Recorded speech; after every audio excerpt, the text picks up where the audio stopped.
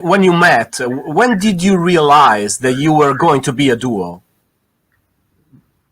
We realized that we would play together for the rest of our lives within about 10 seconds of meeting. Yeah. I mean, right after we started playing together, both Patty and I, we both knew, and we went off and told our friends that we'd found our lifetime partner musically. But we didn't know it would be a duo, because that's not what either of us did. Romantic, that wasn't it. No, or the romance. Simpatico with music. Yeah, but our idea was, this band is terrible. We don't like the people, and we don't like the band, and so fortunately we didn't have to quit, which was actually the people were really nice. Some of them were nice, but they just didn't fit together.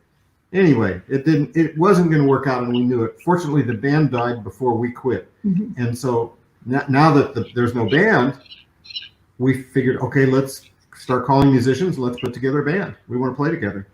And but meanwhile, we're musicians. We need to work. So let's go out and get some jobs as a duo. And so that's what we did. We just sat in Patty's living room and learned, what song do you know? What song do you know? And started putting together a list, and we just sort of jammed through them and say, okay, we know enough. That's good. Went out and went to clubs. Yeah, we auditioned. There's no demo tape or anything like that. We went to clubs and said, they get all dressed up and say, we'd like to, do you have music here? And they go, yes, but we don't have lounge music. We have a full band on Saturday, night. And we wanted that slot. We were like, well, that's what we're going for. And they were, oh, okay, I don't know. You could be background music, at the happy hour. So sometimes we say, okay, we'll come in, set up, or we'd go to places, especially, this was the really good thing. We'd go to a place that didn't have music, but it looked like, they had a nice lounge. Maybe it was a restaurant, and then they'd have a room where people would come and sit. Bar would maybe be in another little place, and they would come into this room and sit and have their drink before they were called in for dinner. So we would go to places like that and say, well, this would be a good room to play in. And they go, well, we don't really have music here, And we go, look, if you want to try, we'll come on Thursday. We'll set up and just play a few tunes and see how it works. And that's what we did. Because there were already bands playing in all these other clubs. And so we tried to find places that didn't have it. Yeah. And create a place for us. And it worked. Yeah, because the duo never get the weekend gig. They always want a band. Yeah, but we wanted, we got ourselves up to where they didn't have a band on the weekend. We got those gigs certain nights every weekend. We had certain nights a week that we played different clubs. So it just worked out for us that way. But I think this would be something that I would say for other duos when you talk about people wanting to try and what to do, is that when you look around, go someplace where they don't have it. Yeah. That looks just right. It doesn't, it's a great little bookshop, and we didn't care if people weren't listening. We wanted to go get paid or have the tip jar or whatever so we could practice and we were in tunes. And so we wanted to get some money, but that wasn't the focus. It wasn't like, go get an audience. Everybody's listening. Oh my God, they're buying drinks and they're talking. In fact, it was good for us because then it made us really focus on the music and just really play. And we had a great time just listening to each other and learning all these tunes. And, we would just play. We'd get in the corner. Tuck wouldn't even take a break unless you had to go to the bathroom or something. And I would sit there and sing till I got tired, and I'd go maybe sit down for a song or something and have a glass of water or whatever. And then he'd play and we'd play. And finally, the club owners would say, you guys, you played for 4 hours with no break. We were having so much fun. And then we discovered the magic secret that most bands, especially duos or people in places that are quiet, forget. When people aren't listening so much and it's loud, you feel like you should turn up. And we realized that you shouldn't turn up. That you should just stay where you are and have a great time and play your ass off and enjoy it and just play. And pretty soon people look over in the corner and they see these people just getting down and having a great time, and they get drawn in. And so it really works that way. You can't have an ego about, oh, they're not listening to us or they're not getting it. I think that really helped us in the beginning. Yeah, because as a result, these noisy bars on the night that we would play pretty quickly, they transformed into like a concert. Everybody knew on that night, we didn't have to say anything because the people that came to see it with, to the other people. So we didn't have to do that role. And then pretty soon when that started happening, that was really a good thing. But the reason it happened is because we were playing what we loved and we were just having a great time playing. Yeah.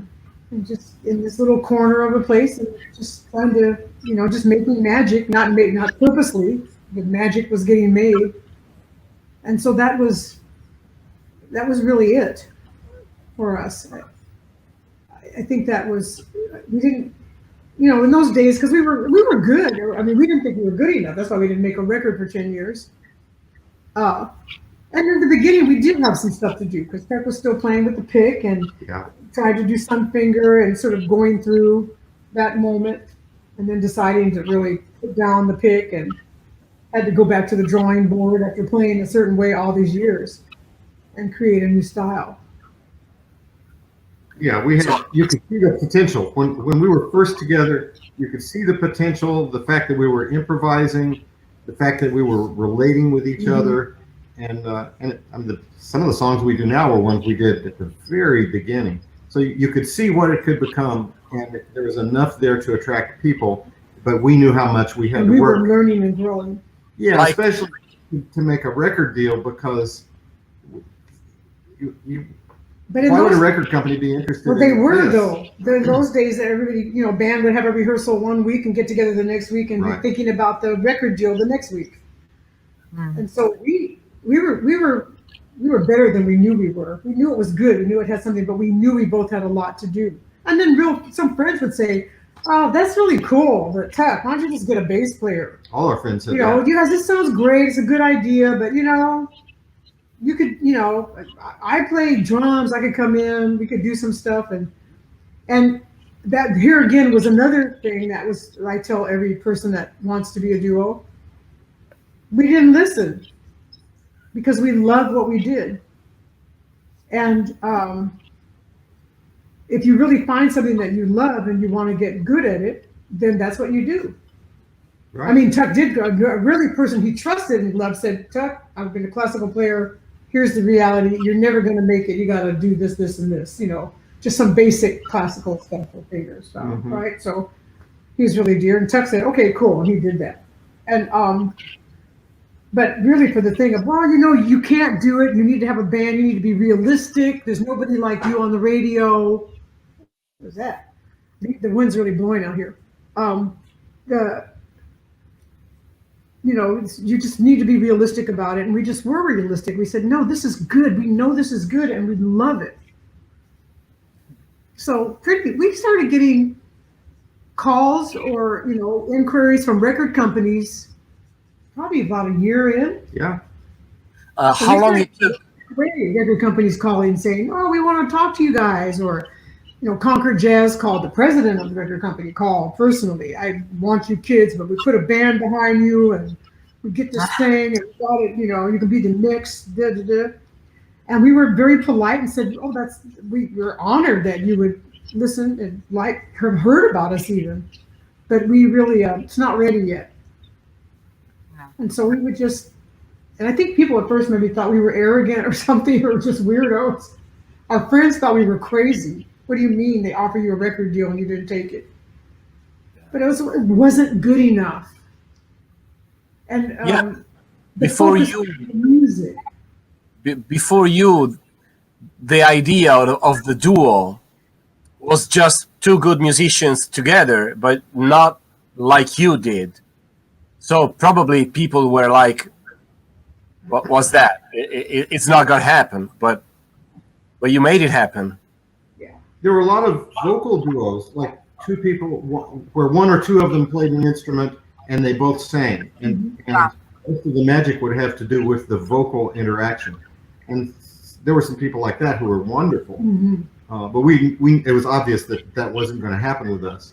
And at the very beginning, we were actually thinking about well, how could we make this more like a band? Yes, I play tambourine. Yeah, I just think about all kinds of Chuck percussion. was like, should I get foot pedals? Or we just went, nah. Yeah, I was going to try to play the bass line with my feet, get some organ pedals and learn how to do that. And the friends of ours who did that, they went out and got a singer to show Chuck, this is what you should do. And they had tracks and they played the organ and they did this thing. It's like, it's more music. You could be the dance band. And we weren't interested in being the dance band. We just wanted to have that communication with each other. So it was freeing in the moment when we decided, what do we want it to be? And it's okay, 6 fingers, 10 fingers on 6 strings and a voice. Yeah. Okay. How long it took? What effects do we want to use? Okay, reverb. That's it. That's it.